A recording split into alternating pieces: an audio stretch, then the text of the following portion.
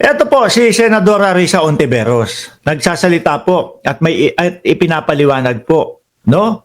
Yung pagkadismaya nga po dahil doon sa pagkakaudlot ng impeachment. Pakinggan ho natin ha. Nakakabahala na ang paulit-ulit na antala sa proseso ng impeachment trial. Buwan na ang binibilang natin. Sobra-sobra. Kaya nga yung sinasabi na forthwith hindi na po nasusunod. Yung konstitusyon natin hindi na po nasusunod. Buwan na po.